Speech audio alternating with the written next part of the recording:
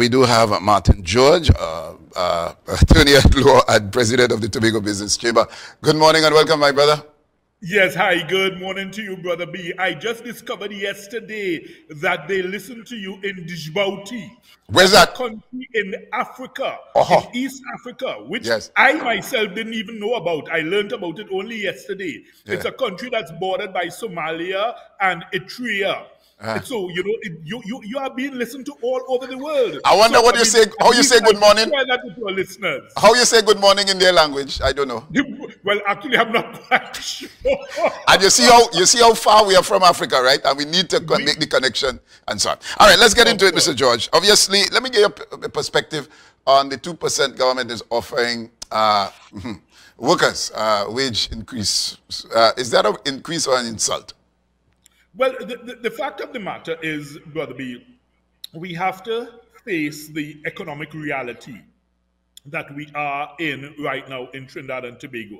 And this is despite the finance minister seeking to deliver, a package of supposed good news in the mid-year review. Of course, he tried to paint a rosy picture, coming across sometimes as a grinning goblin, making his pronouncements, which were in direct contrast to the government's position a few weeks earlier, where they said they have to reduce the fuel subsidy because of high commodity prices, and therefore they called upon citizens to share a greater burden. So you saw increases in gas, and of course the knock-on effect of that were increases in bread, flour, chicken, a lot of these staples and basic, food items, you saw those increases. So therefore, it seems that the government is speaking out of two sides of its mouth, and that's where the confusion comes in, because on the one hand, you're saying that because of the high world commodity prices, particularly in the oil and gas sector,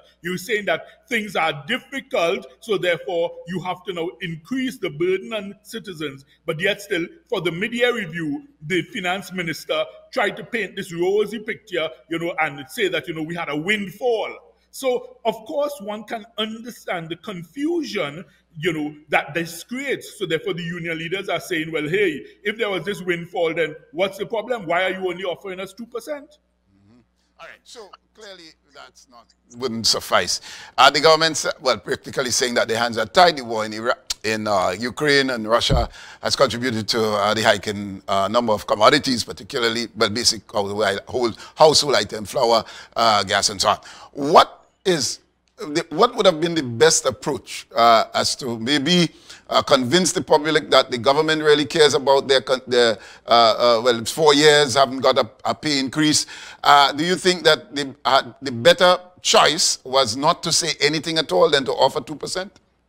Well, no, the thing is, Brother B, I think what we need to do, and of course it would take some time to get there, but I think we need to adopt an approach where you see performance-based increases. In other words, we need to peg the increases to increased performance in the public sector. But there be many members and citizens of Trinidad and Tobago feel frustrated every time they have to deal with public servants or public officials or civil servants in almost any department. It appears almost as if their job is to frustrate you. In other words, to not get the thing done. They love to say no. So we need to see an improvement in that performance. And I think in that case, the public will then be happy to say, hey, listen, of course they deserve more than 2% because they are really performing, they're really doing well. So we have to have that type of sensible, mature engagement. And it has to come from the unions being honest with themselves and honest with their members and saying, hey, listen, folks, we can't just expect increases to say, well, increase for increasing's sake. We have to show that we are delivering a higher and better standard and quality of service. And then, of course, you will have the public's buy-in to, giving them way more than 2%. But we haven't gotten to that point yet. We haven't reached that level of maturity. And even our politicians, they themselves are at fault because they are also always seeking increases for themselves. and you see no improvement in their performance. So therefore, of course, the public is going to say, well, hey, if you could get an increase, why can't we get one also? And the cycle continues. But we need to get to that point of maturity as a nation where we are able to say, hey, listen, yes, we have seen the increased performance, so of course public servants are entitled to more than 2%. Okay. I want to bring and to get a perspective from you on what is suggested by the new THA budget submission. And of course, the division is asking for the public to contribute, or maybe they know a project, as I was said earlier, that needs maybe estimated to cost a certain amount. The public involvement in their estimate for the budget 2023, fiscal 2023. Give me your thoughts on that approach going forward. Well, the thing is, I mean, of course, yes, it's good to get the public's buy-in on these issues, but the reality is that that is more an exercise in PR than anything else. Let's be honest, you know? I mean, because when you are talking about fiscal estimates for the year and you're talking about your budgetary allocation for the THA as a body, then the man in the street really has little input in those types of draft estimates and, you know, the macroeconomic picture. They're going to look at it at the microeconomic level, which will be to say, well, listen, our road here needs to be fixed, our drain needs to be fixed, you know, but to plug those in, to say, to create the macroeconomic picture which has to be presented, you know, for your annual budget, you know, is going to be difficult to do. So I think it's a good exercise in public relations, and of course it gives the impression of, well, yes, you're talking to the people and meeting with the people, but from a practical perspective, I don't see it having any real impact or input in terms of the figures which will be ultimately submitted. Where I would have liked to see them actually make meaningful steps would be to say, hey, listen, okay, apart from what we are asking for, these are our plans as to how we are going to be generating our own income and how we are going to be weaning ourselves off this financial umbilical cord which we are tied to down in Port of Spain. That is what I am hoping to eventually see from this assembly, because unless they take those steps and start doing those things, we are going to be in a situation where 4 years from now, when you have elections coming again, they're going to be talking about these issues, but really and truly, we would be back to square zero. Mr. George, like you read my mind, because my next question was, this wish list that we propose every year, obviously, we don't get. So whoever submits whatever, it might sound grandeur and it would sound fantastic, great plan and so on. But there is a Bajan down in Trinidad that would slice your plans in half. You just spoke about our plans to be self-sufficient, or that we don't have to go cap in hand every year. There's been much talk about that in the past. This is a new regime, and you've just made the point there. Now, all right, so we have some investments afoot, the marinas and other type investment that is not within, that is intended to diversify. Let's speak that. You outlined, and let's speak to detailing what would be immediate, in your view, that could generate the income that we so need here in Tobago, in the first instance. All right, so Brother B, what I would say in terms of the talk of the marina and the talk of these other investments, we heard talk of the Dubai trip and proposed investments. At this point, Brother B, that's only talk. So right. I am not going to take that to the bank, if you understand me. So I mean, that's talk there, but let's look at what can be done practically and immediately to give Tobago that fillip, that boost, that direct foreign investment. The first thing is, and I have not heard with respect, and I am hoping that the Chief Secretary addresses this as part of his budgetary presentation, I am hoping he calls upon the central government for the immediate and unconditional repeal and removal of the Foreign Investment Act. Brother B, that legislation, which was part of the brainchild of the London regime, has been the direct crippling and debarring of any direct foreign investment into Tobago.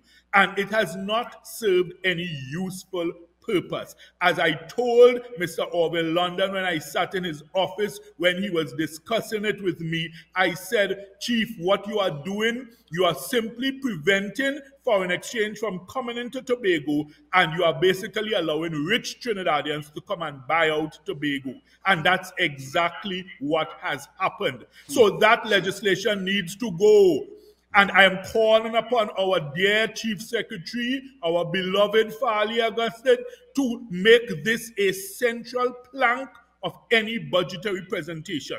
Look at our situation, Brother B. Trinidad and Tobago as a whole, we are crying out for foreign exchange. We are saying that, look, we have trouble getting foreign. So why then would you keep this legislation on the books, which is actually blocking direct foreign investment? Brother B, we have had clients who have said, hey, listen, we have a project, we want to put it in Tobago.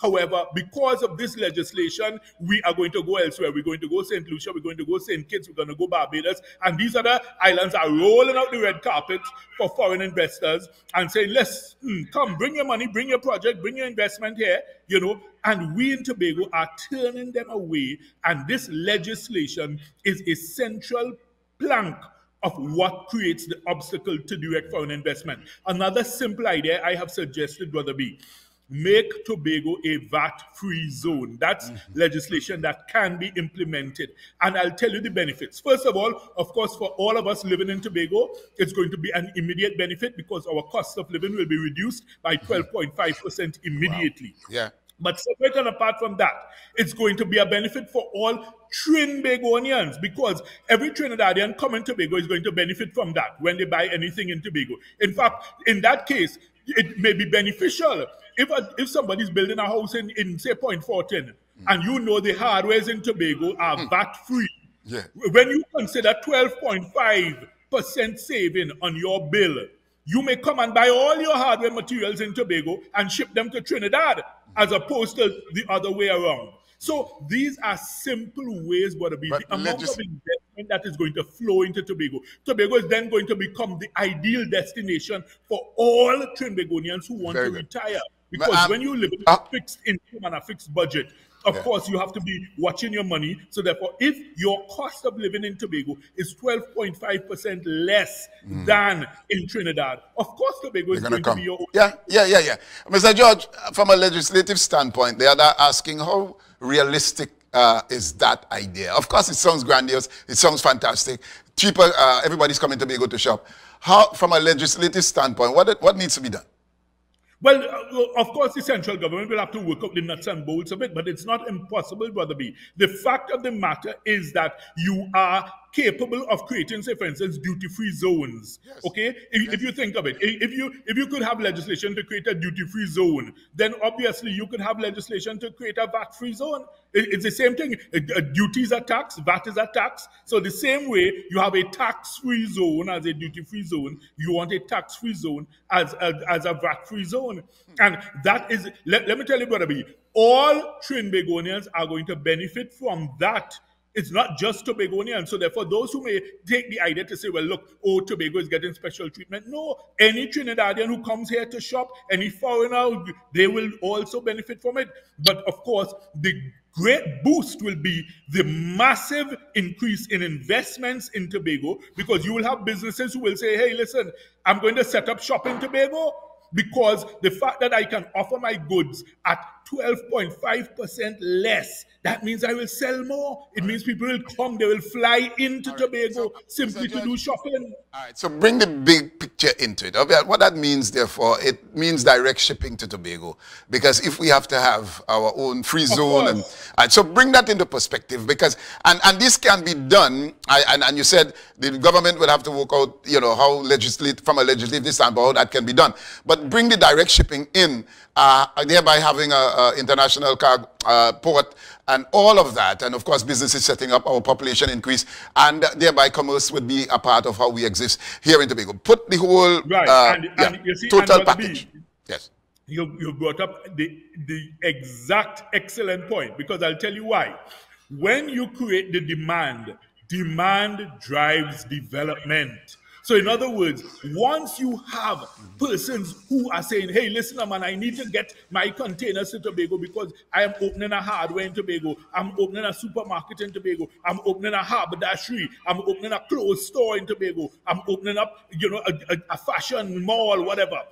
Then you will have that greater demand, and of course, then that will now fuel the clear need for your international cargo port and all these other things, because people are going to say, listen, why stop in Trinidad? Why stop in Point Lisas to go and clear container, to go through examination of container down there, and then now to offload, and then to load on a truck, to drive to the port in Port of Spain, and then load it onto the boat, and then get it to Tobago. I will want to ship directly to Tobago. So these are the things that I am saying we need to look at to create that demand. And once the demand is there, the development will follow. It's as opposed to the way the government seems to be approaching things. You're going to build a port in Toko where there's absolutely no demand.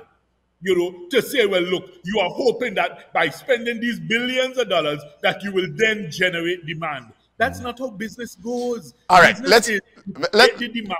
And then you have the development that flows naturally from it. Let's allow that to be part of a submission by some intelligent individual who needs to submit to the budget, that we need to have immediately direct shipping. What is preventing that from happening now as we speak, Mr. George? Because there isn't the demand. That's it. Wow. It's as simple as that. There isn't a demand. If there were the demand, then it would happen. And that's what I keep saying. But Mr. George, we have to look at things with a new perspective, Brother B. We have to create a new paradigm in Tobago, because I'll tell you, I am yet to see the signs to show that this new assembly is going to be doing things radically different. I think they've been in office long enough. We've given them enough time to settle in. The honeymoon period is over. I think they need to start showing Tobagonians that they are willing to walk the talk rather than just talk the talk, if you understand me. Yes. And it's by things like this, they will be able to show that, hey, listen, we are actually doing things rather than just talking. Because Mr. George, the Dubai, all of these things are just talk so far. Nothing has been actually implemented to show Tobagonians that we are making a difference. All right, so there are so many things that needs to be done, and I think it takes will, based on what you're saying, for these issues. Just simple, someone sending a barrel home. In some cases, they have to go Point Lisas or someplace in Port of Spain to clear the barrel from Tobago. And you have to ask, the same with a container, what needs to be done to have a Tobago citizen in Canada or in whatever part of North America, wherever in England, to ship directly to Tobago? Why do we have to go to Point Lisas or Port of Spain to clear a barrel? A simple thing in that case, in some instances. What needs to be done to ensure that that is removed, so that every Tobagonian mail sending any thing comes directly to Tobago? What needs to be done in this immediate instance? Well, you see, again, Brother B, it has to be fueled on the volumes. In other words, if you have the volumes coming in, then of course, yes, you will be able to justify that. You'll be able to justify having customs officers stationed here in Tobago permanently to be able to deal with that on a daily basis, because you have such a volume of traffic coming in, a volume of barrels, containers, etc. But we don't have that. We are not anywhere near that yet. So that's why I say we have to create the demand first. And once that demand is there and you have basically the volume that flows, then of course you then put the infrastructure to ensure that you can handle it, and the capacities and the capabilities. But we are nowhere near that. So therefore, if you have, the random item of one person with a barrel, one person with a container, then they may say, listen, the easier thing is for that one person to go down Point Lisas rather than you put a Point Lisas in Tobago, so to speak. Okay. All right, Mr. George, we're getting ready to wrap. Just, and I would, you spoke earlier about submitting to this new approach by having the public submit their suggestions and, projects and so on. But, at the end of the day, this wish list that we need to break away from and to get independent in terms of our own, earning our own and so on. You made varying suggestions as far as that, and I'm going back to that, and we're getting to wrap on this. This whole question of removing the foreign investment, what prevents foreign investment, and how important that is. I think that needs to be you can't overemphasize it enough, given the importance of it. Speak to that in closing, and let's move on. Right, okay. So the thing is, what happens is that right now, there has been so much red tape and so many obstacles that have been put in the way that foreigners are disincentivized from coming to Tobago.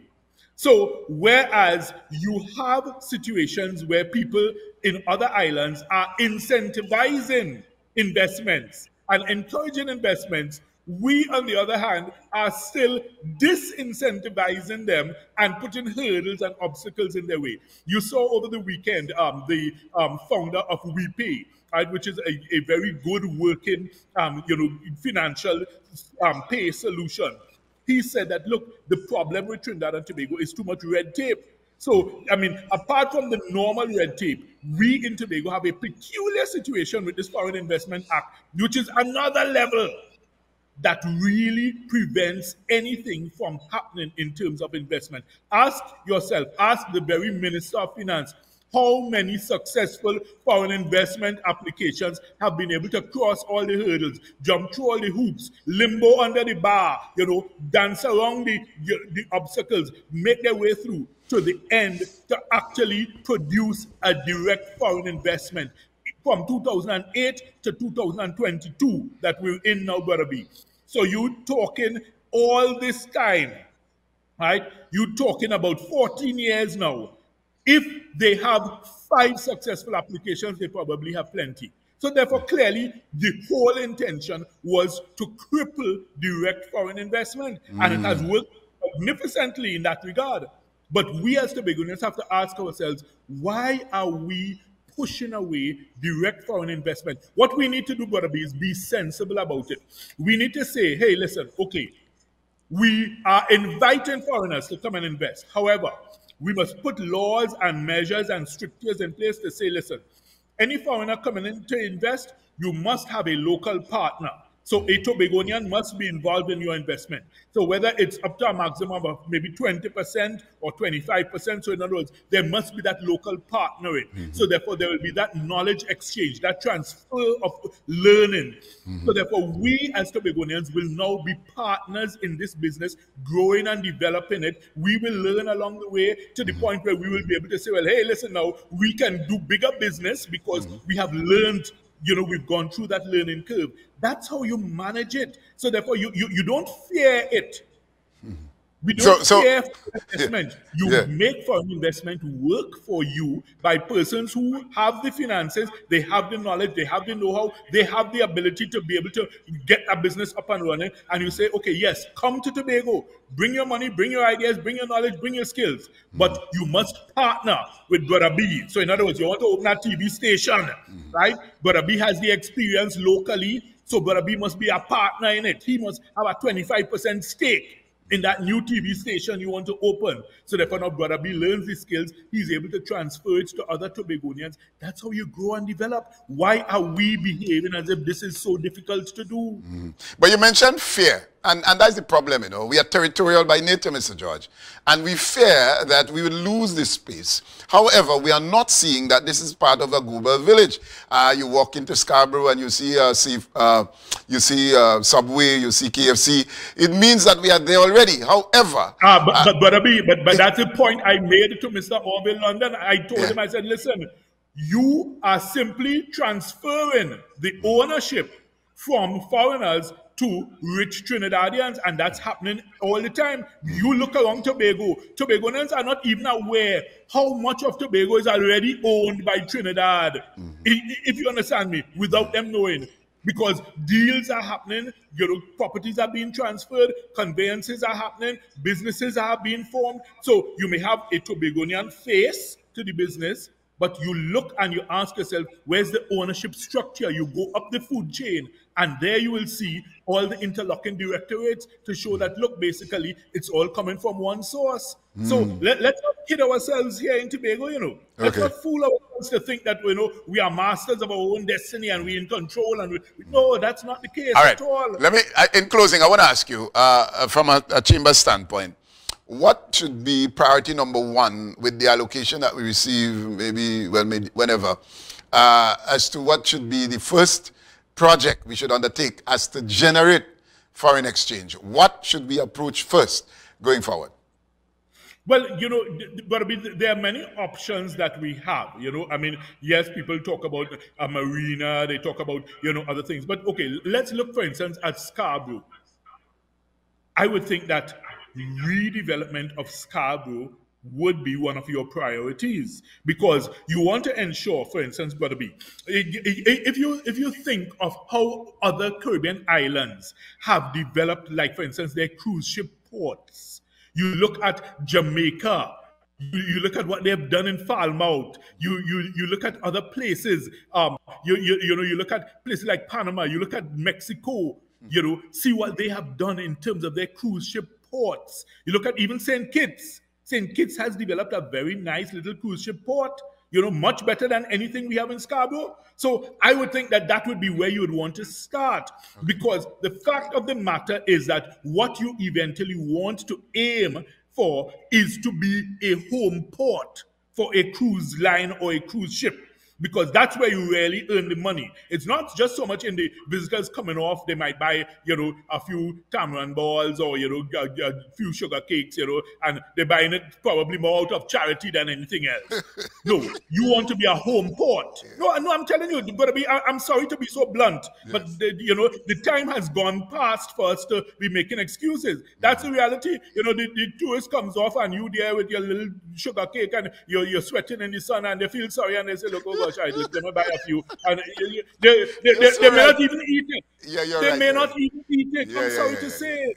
We have to be realistic. Right. You know, look, that's something I have spoken about, Brother B. Let me just make the point.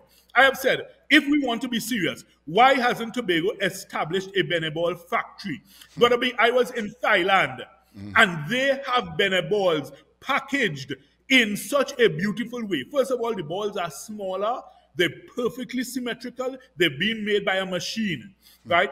The packaging is beautiful. They have different designs, different styles. And listen, man, it's like a treat when you look at it. The same thing they do with tamarind balls. They do it with popper balls, lemon balls, the same thing. And it's the packaging, it's the way it's presented.